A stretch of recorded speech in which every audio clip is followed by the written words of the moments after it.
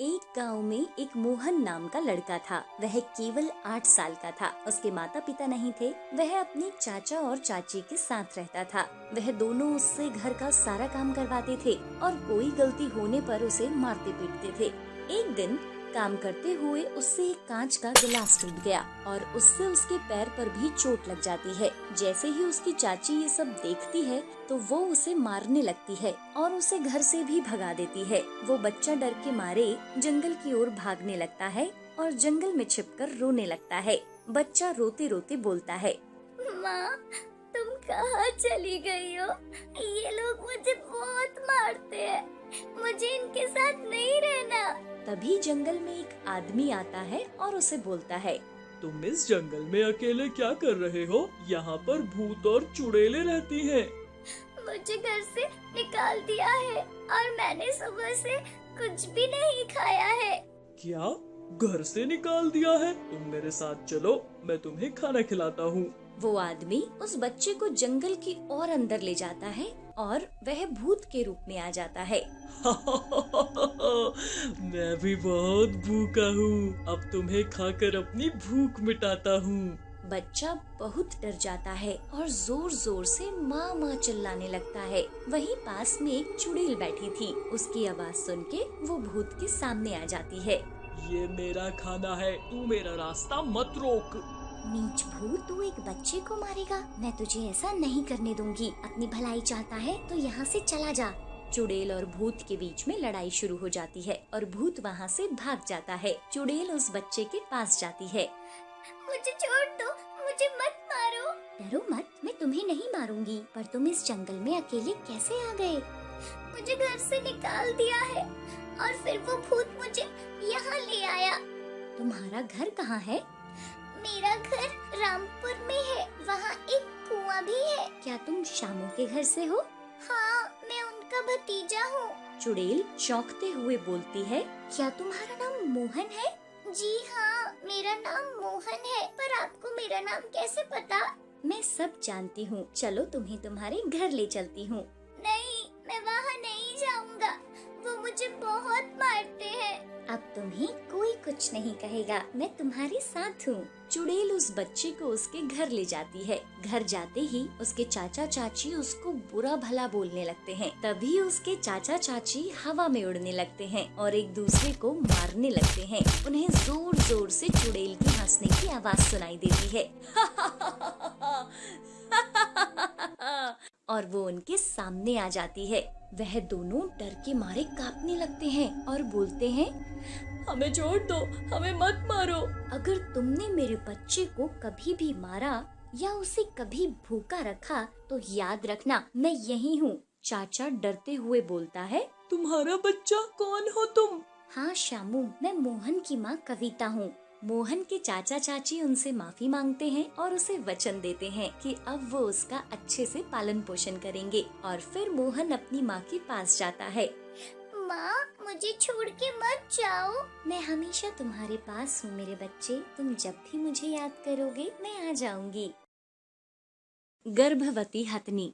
रामपुर नामक एक गांव था। उस गांव के चारों तरफ बहुत बड़ा जंगल था। उस जंगल में बहुत से जंगली जानवर रहते थे। गांव में जंगली जानवर आकर वहां की फसलें खा जाते और उजाड़ दिया करते थे। गांव के लोग उनसे बहुत परेशान हो गए थे। बिल्लू और हरिया अपने खेतों की तरफ जाते हैं और उजड़ी फसल देखकर बिल्लू बोलता है, हे भगवान, इन जानवरों ने तो मेरी फसल बर्बाद कर दी है। मैं इन जानवरों को छोड़ूंगा नहीं। अरे बिल्लू भाई, मैं तो कहता हूँ कि इन जानवरों को बारूद लगाकर मार देते हैं। हाँ भाई, कुछ तो करना पड़ेगा इन जानवरों का। और बिल्लू का खेत रोज रोज जानवर खराब कर देते थे। बिल्लू तो परेशान हो गया था। हे भगवान, इन जानवरों ने तो मेरी पूरी खेती बर्बाद कर दी। अब मैं कैसे अपना घर चलाऊंगा? भाई बिल्लू, इनको तो तुम्हारा ही खेत पसंद आता है।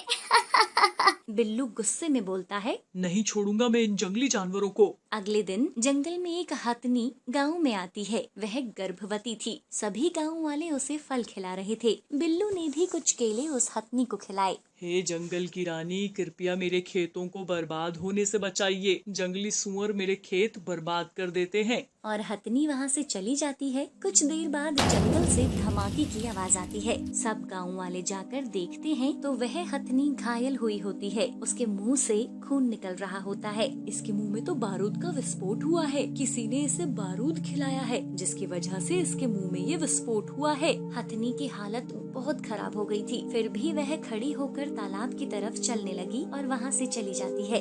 अगर लोग फलों में बारूद छिपा के जानवरों को खिलाने लगेंगे तो इंसानियत से तो भरोसा ही उठ जाएगा। सभी लोग सोचते हैं कि ये हरकत किसने की होगी। बिल्लू, अब सभी जानवर तुम्हारे खेत में आने से डरा करेंगे। कमाल कर दिया तुमने तो। सभी लोग बिल्लू को गुस्से से देखने लगते हैं। बिल्लू भैया, ये तुमने क्या किया? तुमने एक मासूम को मारने की कोशिश की। नहीं, मैंने कुछ नहीं किया। क्यों? तुम ही तो इन जानवरों को मारना चाहते थे, क्योंकि तुम्हारी फसल बर्बाद हो जाती थी इनकी वजह से। सभी लोग बिल्लू को मारने लगते हैं। तभी एक आदमी वहाँ आता है और बोलता है, अरे सुनो, वो हथनी नदी में डूब रही है, चलो उसे वहाँ से निकालें। सभी बिल्लू को छोड़ के नदी की तरफ चल पड़ते हैं और नदी में हथनी डूब रही होती है और लोग अपने पालतू हाथियों की मदद से उसे नदी से निकालने की कोशिश करने लगते हैं। पर उस हथनी में और जान नहीं बची थी और वह नदी में डूबने लगती है। तभी बिल्लू वहाँ आता है और मोटी मोटी रस्सियाँ लेकर नदी में कूद जाता है और पानी में जाकर उस हथनी के पैरों में रस्सी बांध देता है, जिसकी मदद से उस हथनी को पानी से बाहर निकाल लेते हैं। ये हथनी तो गर्भ से है, इसको बचाना बहुत जरूरी है। गाँव वाले उस हथनी का मिलके इलाज करते हैं, जिससे वह हथनी बच जाती है। गाँव वाले बिल्लू से माफी मांगते हैं कि उन्होंने उसकी बात नहीं मानी और उसे गुनहगार समझ लिया। तो ये हरकत की किसने है? तभी बिल्लू को याद आता है कि हरिया बारूद से जानवरों को मारने की बात कर रहा था और जब वो ये बात गांव वालों को बताता है तो सभी लोग हरिया को गुस्से से देखने लगते हैं। मुझे माफ कर दो, मैं आज के बाद ऐसा कभी नहीं करूँगा। सभी गांव वाले मिलके हरिया को बहुत मारते हैं और कुछ दिन बाद हथनी अपने शिशु को जन्म देती है। यह दुनिया जितनी मनुष्य की है, उतना ही अधिकार जीव जंतुओं का भी है। हमें सभी पशुओं के साथ प्रेम से रहना चाहिए। आपको इस वीडियो से क्या सीख मिली, कमेंट करके जरूर बताएं। मोहन नाम का एक व्यक्ति था। वो एक बहुत बड़ा बिजनेसमैन था और उसका काम देश विदेश में फैला हुआ था। एक बार वो एक बिजनेस मीटिंग के लिए चीन गया। मोहन जब अपनी मीटिंग से वापस अपने होटल की तरफ जाता है तो वह देखता है कि वहाँ के लोग अपने घर से बाहर नहीं निकल रहे थे। उसको ये बात बहुत अजीब लगी तो उसने एक आदमी से पूछा, अरे भाई, क्या हुआ है? यहाँ सभी अपने घरों में क्यों छुपे हुए हैं? कोई बाहर क्यों नहीं घूम रहा है? जिसको जान प्यारी है वो अपने घर में ही तो रुकेगा। मुझे तो मजबूरी में यहाँ आना पड़ता है। क्या करें, पापी पेट का सवाल है। क्या बोल रहे हो तुम? बाहर घूमने से जान चली जाती है? ऐसा कौन सा भूत आ गया यहाँ? अरे यहाँ एक वायरस चुड़ैल घूमती है। उसे अगर कोई मिल जाता है तो वो उस पर अपनी जहरीले वायरस छोड़ देती है। वायरस चुड़ैल? आज के टाइम में चुड़ैल? मैं इन सब बातों पर यकीन नहीं करता। ये सब बकवास है। अरे भाई, जान प्यारी है तो अपने घर में ही रहना, नहीं तो तुम उसके शिकार ना बन जाना। मोहन वहाँ से हंसते हुए चला जाता है और रात को मोहन अकेला सड़क पर घूम रहा था। यहाँ सभी लोग पागल हैं। आज के टाइम में भी ये सब चुड़ैल जैसी चीजों पर यकीन करते हैं। मोहन ये बात बोल ही रहा था, तभी अचानक वहाँ चुड़ैल आ जाती है। चुड़ैल मोहन के पीछे पीछे उड़ने लगती है। ये मेरा मजाक उड़ा रहा था, अभी इसे बताती हूँ। और चुड़ैल मोहन के अंदर घुस जाती है, पर मोहन को उसका एहसास नहीं होता। मोहन अपने होटल में जाता है और अपने रूम में जाकर सो जाता है। सुबह हो जाती है। मोहन को सुबह कुछ अजीब सा लगने लगता है और उसे बहुत भूख लगने लगती है। मोहन अपने रूम में रखा सारा खाना खा जाता है और तैयार होकर इंडिया वापस चल देता है। मोहन इंडिया वापस आ जाता है, पर अब उसकी तबीयत खराब रहने लगी थी। रात का समय था। मोहन अपने रूम में सो रहा था। अचानक से उसकी तबीयत बहुत खराब हो जाती है और वो मर जाता है। चुड़ैल उसके शरीर से बाहर निकली और जोर जोर से हंसने लगी।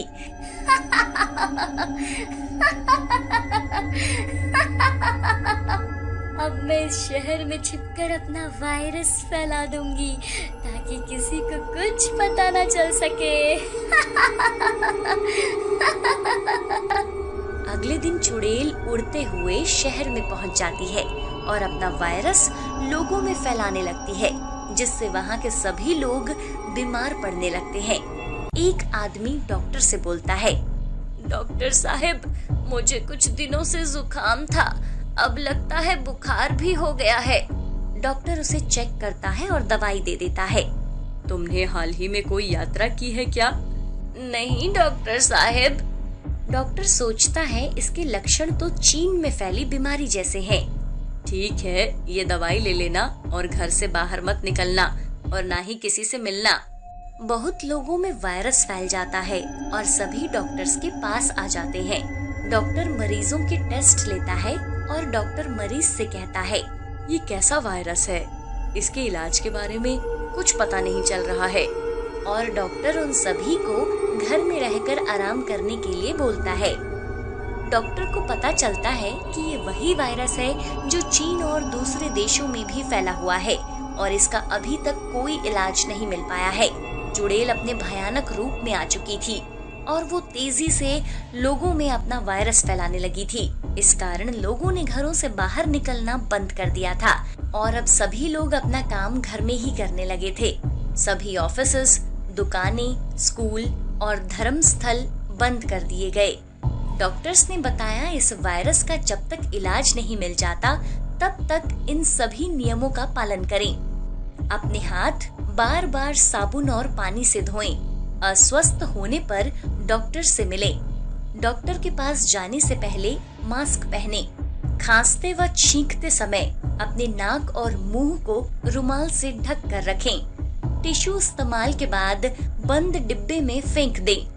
भीड़ भाड़ वाली जगहों पर जाने से बचें। सभी लोग इन नियमों का पालन करने लगते हैं और मास्क पहन के ही बाहर निकलने लगते हैं। ये क्या हो रहा है? मेरा वायरस बेअसर हो रहा है और चुड़ैल का वायरस कमजोर होने लगता है और सभी लोग तेजी से ठीक होने लगते हैं। आपको यह वीडियो कैसा लगा? लाइक व कमेंट करके जरूर बताएं और हमारे चैनल को सब्सक्राइब करें और बेल आइकन जरूर